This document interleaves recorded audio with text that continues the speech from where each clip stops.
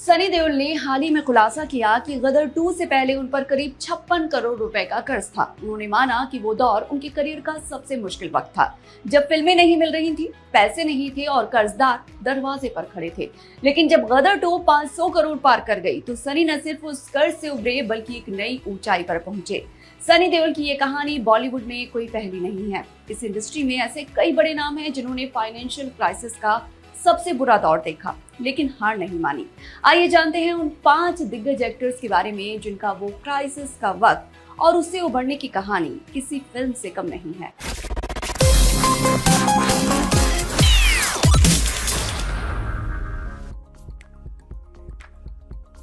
अमिताभ बच्चन, जिन्हें बॉलीवुड का शहंशाह कहा जाता है, 1990 के दशक के मिडिल में एक ऐसी गहरी खाई में जा गिरे थे जहां से निकलना नामुमकिन लग रहा था। एक नेशनल आइकन, एक लेजेंड और उन पर करीब 90 करोड़ रुपए का कर्ज। 55 मुकदमे अदालतों में चल रहे थे।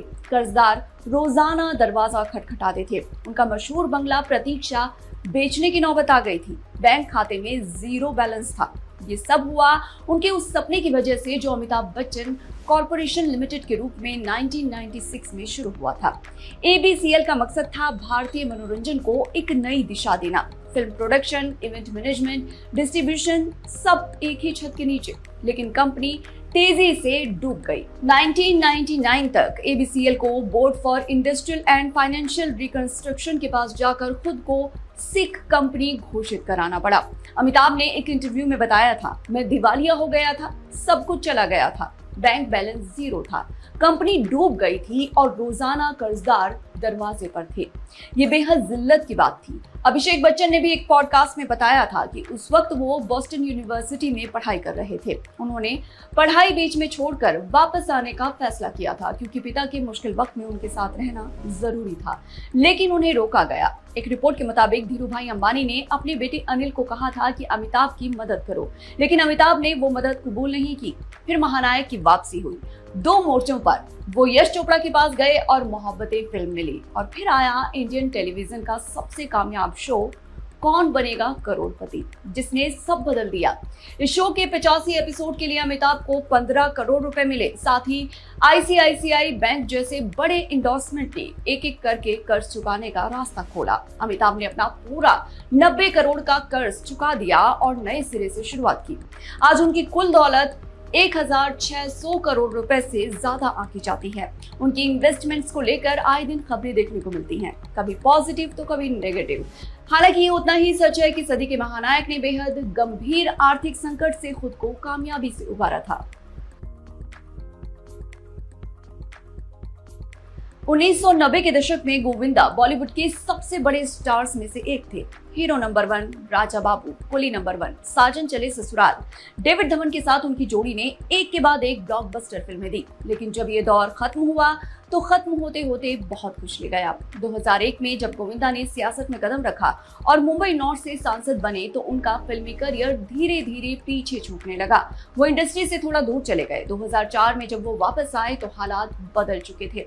लगातार कई फिल्में फ्लॉप हुई, ऑफर आने बंद हो गए। एक वक्त ऐसा आया जब अर्निंग 0 हो गई थी। गोविंदा ने एक इंटरव्यू में बताया था कि पिछले 14-15 सालों में उन्होंने काफी इन्वेस्टमेंट किया था और वहां नुकसान उठाया। उनके करीब 16 करोड़ रुपए डूब गए। उन्होंने ये भी इल्जाम लगाया था कि उनकी फिल्मों को थिएटर नहीं मिले और कुछ लोग उनका करियर तबाह करना चाहते थे। उनके अच्छे दिनों के साथी तक उनसे दूर हो गए थे। एक रिपोर्ट के मुताबिक डेविड धवन ने एक बार उनके सेक्रेटरी को साफ कह दिया था कि वो गोविंदा के साथ काम नहीं करना चाहते। ये बात गोविंदा ने खुद स्पीकर ऑन रखकर सुनी थी। लेकिन फिर गोविंदा की भी वापसी हुई साल 2007 में फिल्म पार्टनर से, जिसमें सलमान खान थे। इसे उन्हीं डेविड धवन ने बनाया था जिन पर उन्हें त्याग देने का इल्जाम था। फिल्म सुपरहिट रही और गोविंदा एक बार फिर पांव पर खड़े हो गए। कभी खबरें चला करती थी कि गोविंदा का घर तक गिरवी रखा हुआ है। अब खबरें आती हैं कि गोविंदा नई प्रॉपर्टी खरीद रही हैं। इस लिस्ट में अगला नाम है जग्गू दादा उर्फ जैकी श्रॉफ। 1980 और 90 के दशक में जैकी श्रॉफ बॉलीवुड के ग्लैमरस सितारों में से एक थे। हीरो, राम लखन, परिंदा, खलनायक, एक से बढ़कर एक फिल्में। उनकी अलग ही फैन फॉलोइंग थी, आज भी है। लेकिन साल 2000 के बाद ऑफर कम होते गए और 2003 में बूम जैसी फिल्म की नाकामी के बाद एक झटके लगे। फिल्म को उनकी पत्नी आयशा श्रॉफ ने प्रोड्यूस किया था। ये इतनी बड़ी डिजास्टर रही कि आयशा और जैकी को अपने एसेट्स बेचने पड़े।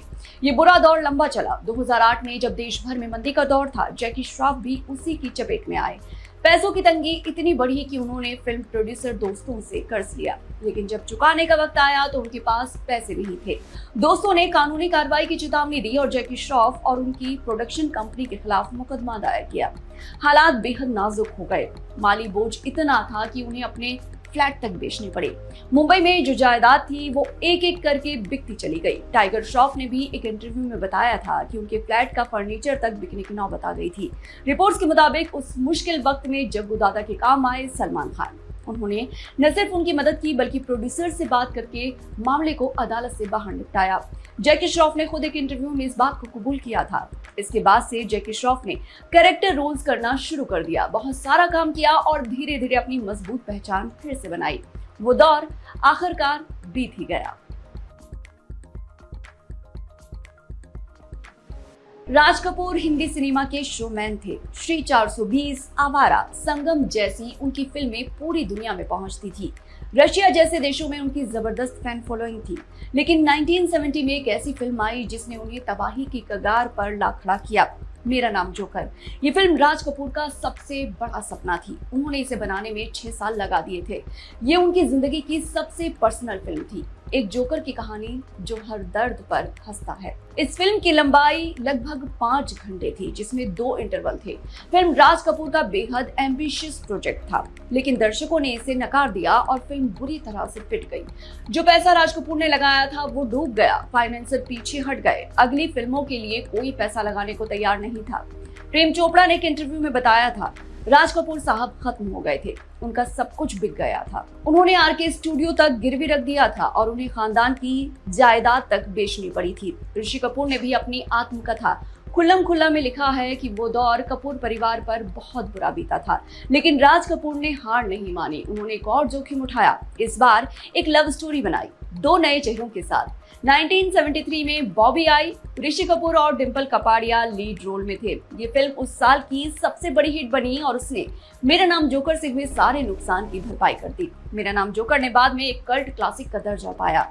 आज ये फिल्म राज कपूर के सबसे बड़े क्रिएशंस में गिनी जाती है।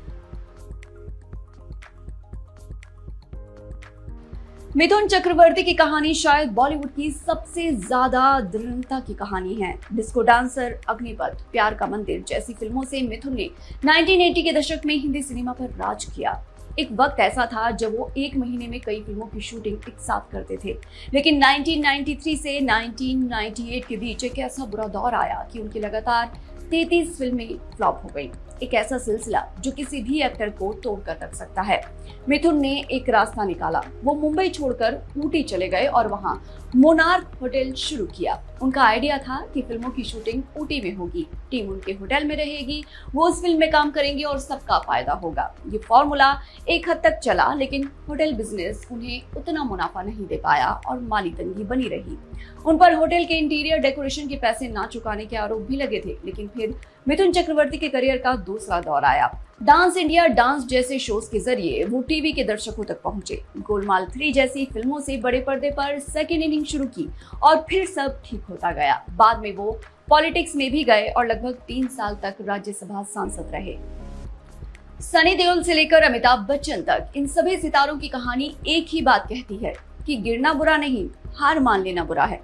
फाइनेंशियल क्राइसिस ने इन सबको तोड़ा नहीं बल्कि और मजबूत बनाया, और यही बात इन्हें सिर्फ बड़ा एक्टर नहीं बल्कि बड़ा इंसान भी बनाती है।